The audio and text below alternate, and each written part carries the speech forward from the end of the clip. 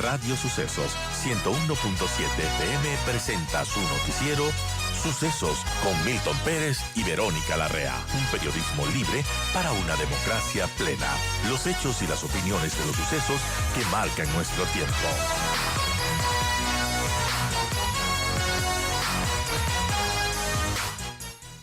Saludamos cuando son las 8 de la mañana con 2 minutos a Juan Carlos Calderón, director del portal Plan B.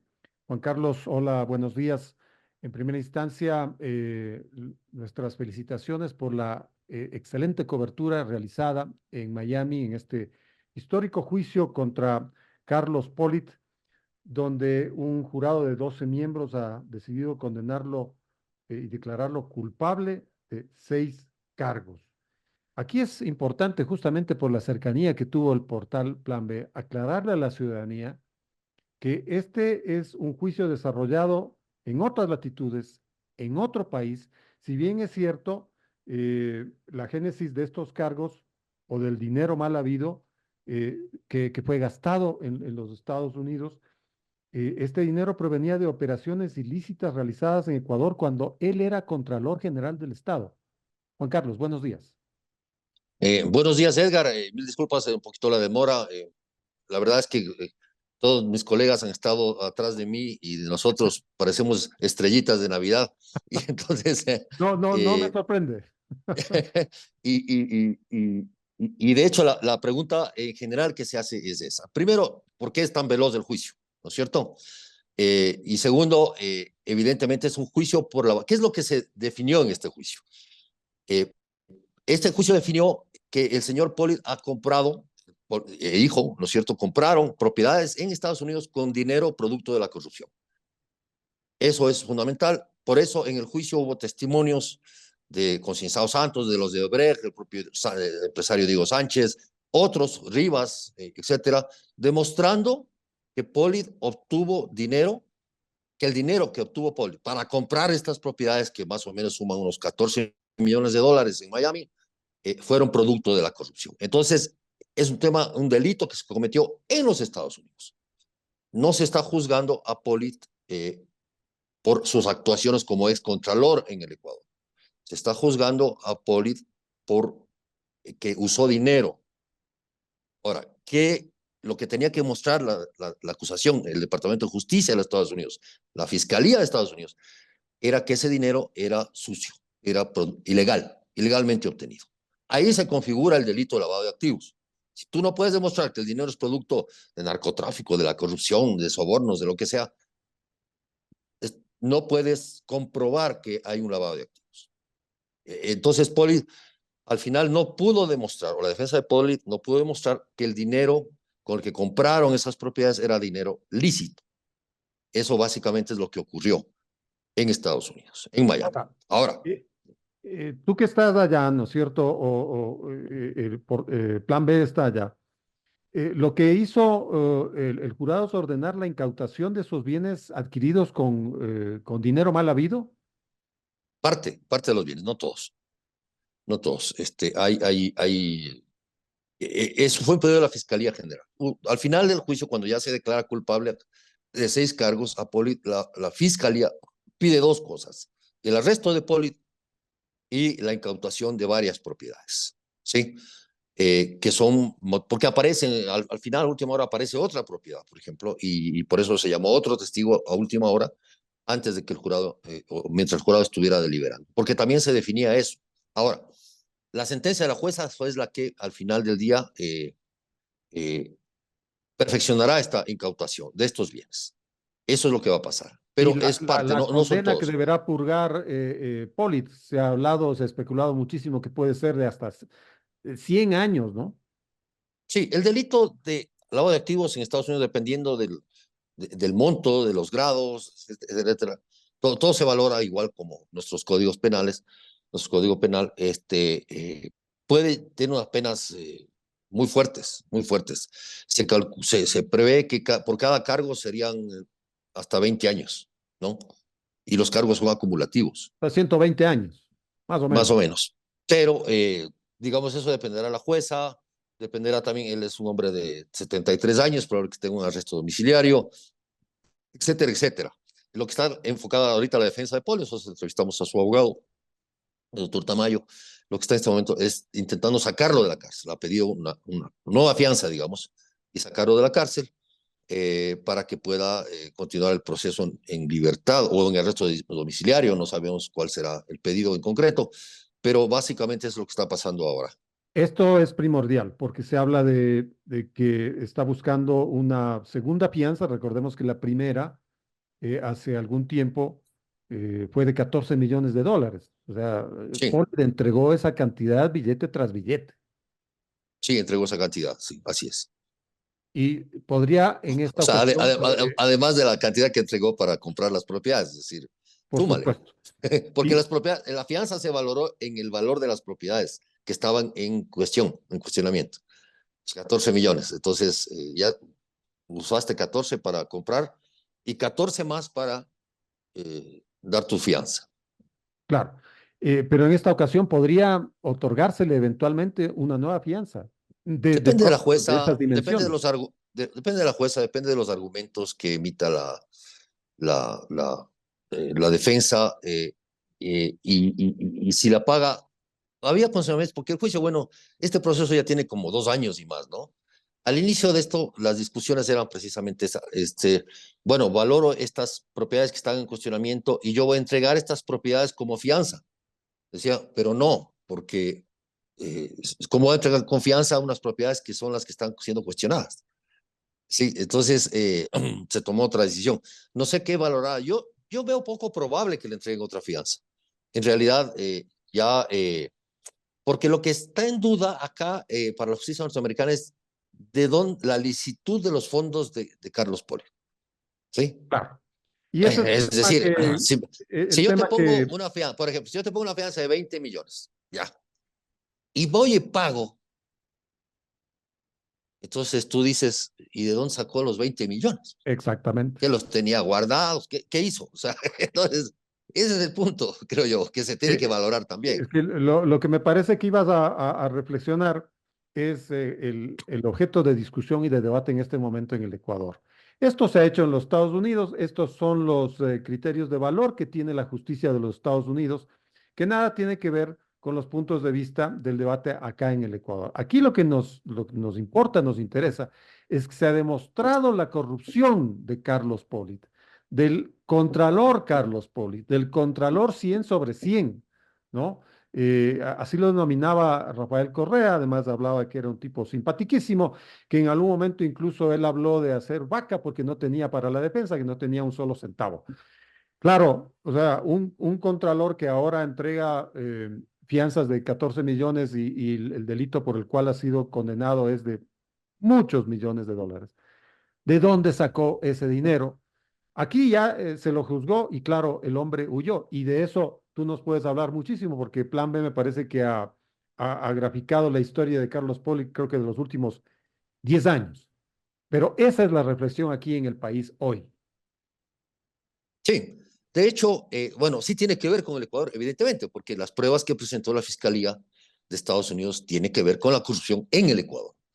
Que el delito se haya cometido en Estados Unidos es por lo que le condenan, Claro. pero las pruebas centrales de la Fiscalía de Estados Unidos tiene que ver con la corrupción en el Ecuador. Es decir, lo que se condenó también, si quieres, simbólicamente, fue precisamente, y se reconoció como prueba en Estados Unidos, es que hubo una gravísima corrupción en el Ecuador.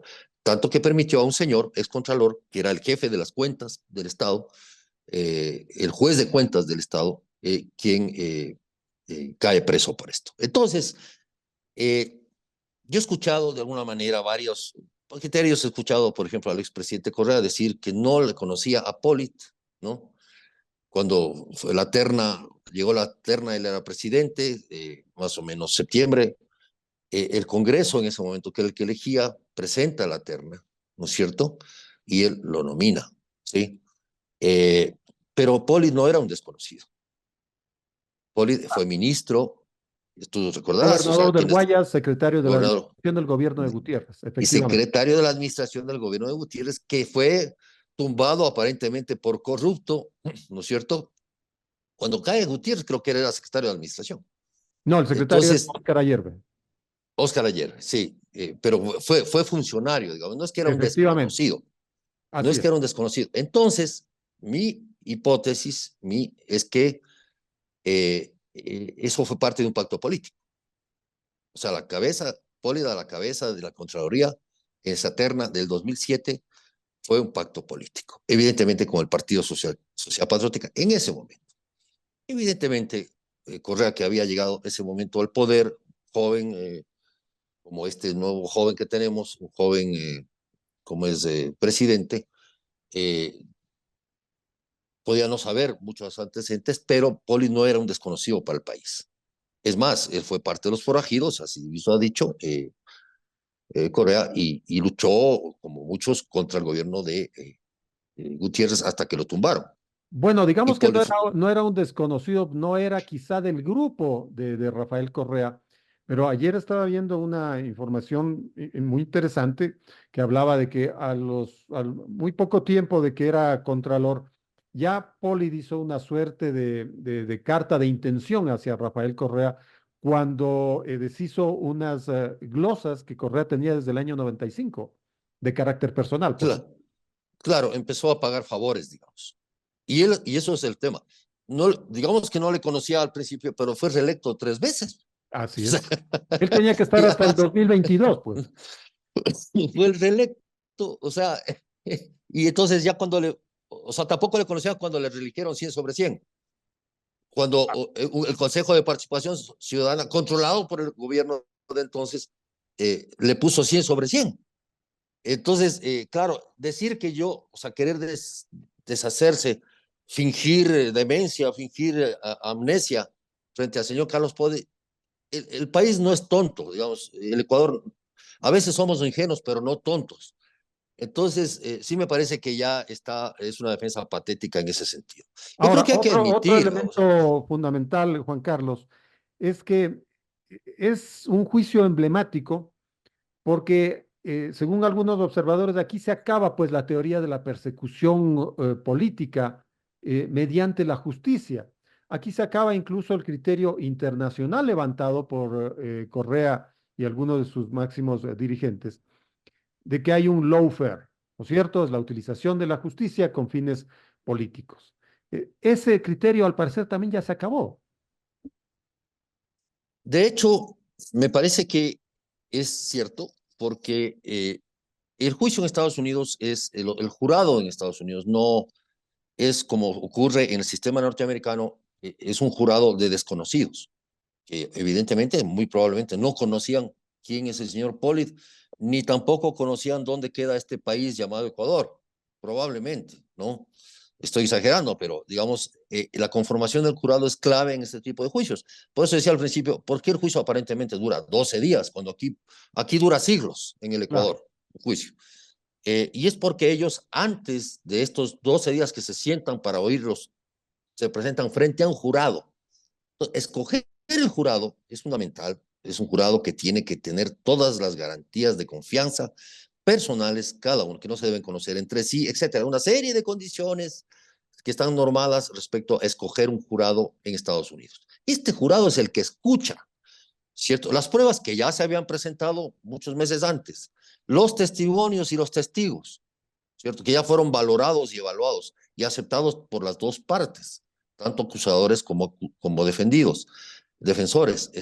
Y todo ese proceso se desemboca ya en un tribunal donde se presentan los alegatos bajo juramento, los testimonios, perdón, bajo juramento, y luego se hacen los alegatos.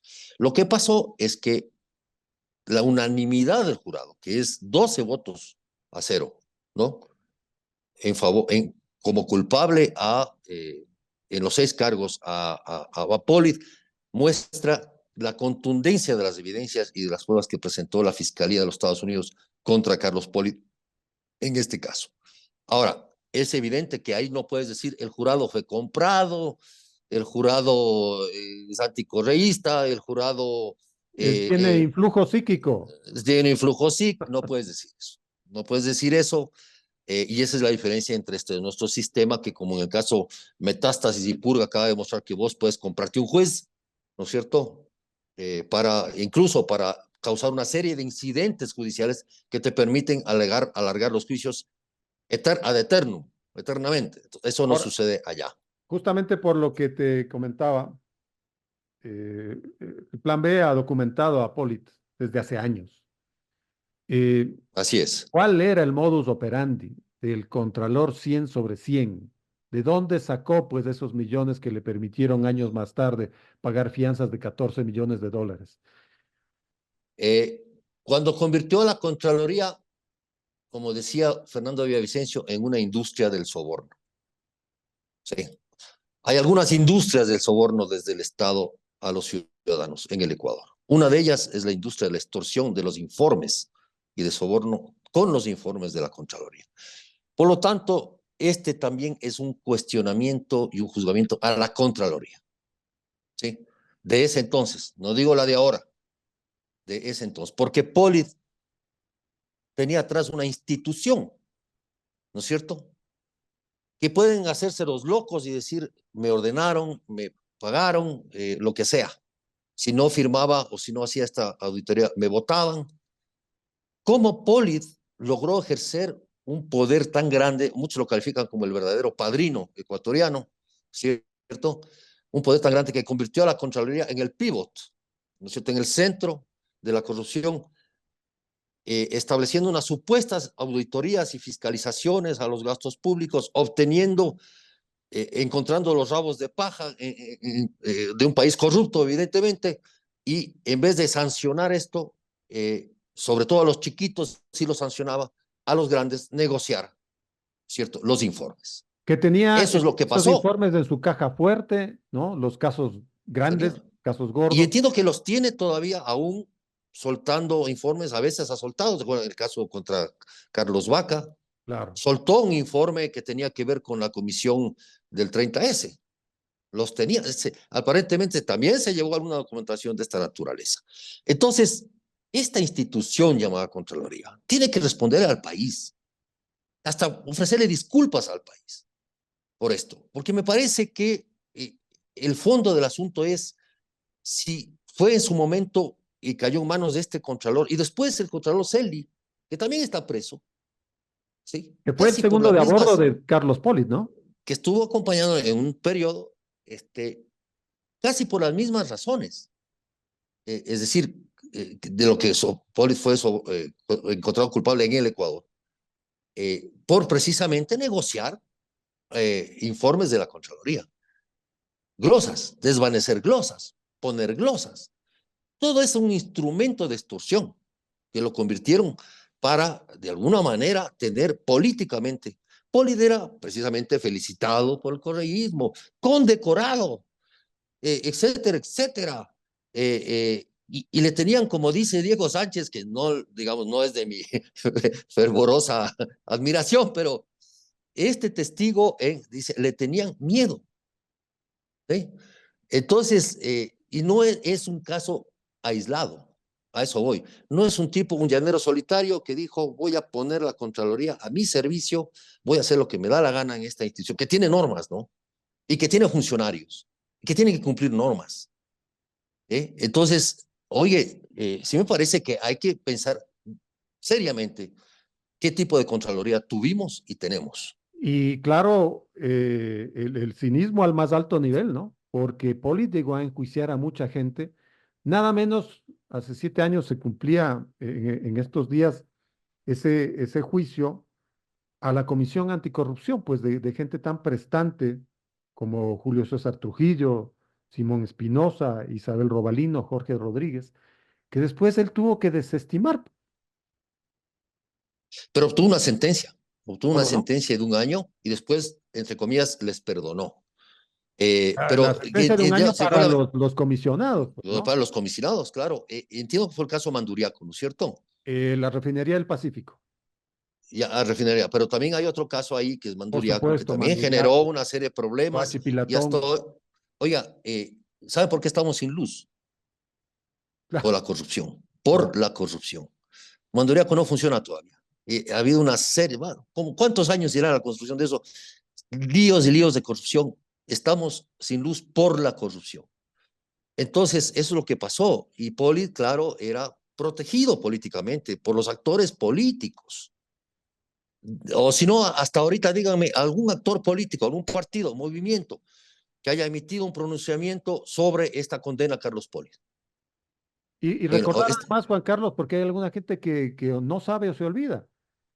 Él se fue en el año 2017 a los Estados Unidos porque decía que tenía que hacerse un chequeo y nunca más volvió y renunció con un manuscrito a la Asamblea Nacional. Claro, bueno, él se va porque ya en el caso de Brecht, ¿no es cierto? Su casa es allanada, Claro. ¿sí? ¿Por orden de quién? ¿De cuál fiscal? El fiscal actual, ¿sí? Entonces, ese es un proceso largo. Fíjate que, y además quiero recordarles, cuando Poli huye a Estados Unidos, la prensa de Estados Unidos, el Miami Herald, porque ellos estaban siguiendo el caso de Brecht en América Latina, haciendo investigación. Tenía un equipo especial para el caso de Brecht. Y descubren, y Ecuador, la figura de Poli huye a Estados Unidos. Y hay un periodista que lo sigue. Es un periodista que después publicamos nosotros con él, publica precisamente el primer informe sobre las propiedades de Poli adquiridas en los Estados Unidos. Ahí salta el caso Poli, en la prensa de investigación, el periodismo de investigación. Nosotros podemos, días después hacemos un city tour, digamos, por estas propiedades, y los publicamos, está publicado en Plan B, y ahí están todas las propiedades mostradas, ¿no es cierto? Y es entonces la Fiscalía de los Estados Unidos la que acoge esta investigación de la prensa de investigación del Miami Herald y arma el caso. Hace su propia investigación, evidentemente, y arma el caso. Y logra condenarlo.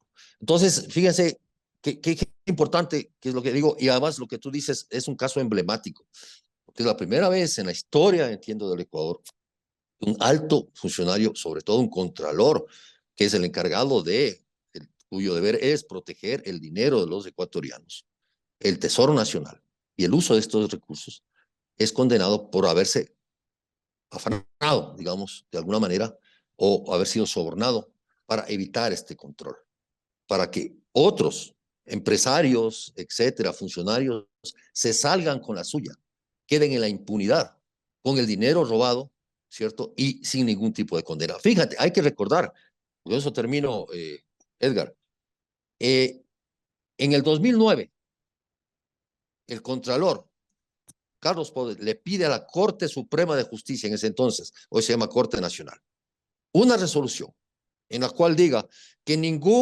que tiene que haber un informe previo de Contraloría, con informe penal, para poder iniciar un proceso penal, ¿no es cierto?, en contra por peculado de uso de recursos públicos y otros 3 delitos. Y la Corte Suprema de Justicia le otorga a esa resolución y le dice, en ese entonces ya se había denunciado el Gran Hermano. Claro. No se pudo juzgar ese acto de corrupción gravísimo. Entonces empezaron a condicionar los juzgamientos en la Fiscalía General previo el informe de la Contraloría. Entonces, ¿quién era el dueño? Pues entonces del proceso penal en este caso, era el Contralor Carlos Polis. Claro. Fíjese, entonces él no actuó solo, a eso voy, Polis no actuó solo, Esa actuó es una de como la las estructura. conclusiones que tenemos. Juan Carlos, vamos a seguir conversando sobre este tema porque da para largo. Te quiero agradecer por estos minutos, por esta charla, señor. Con mucho gusto, Edgar, y un fuerte abrazo a todos ustedes.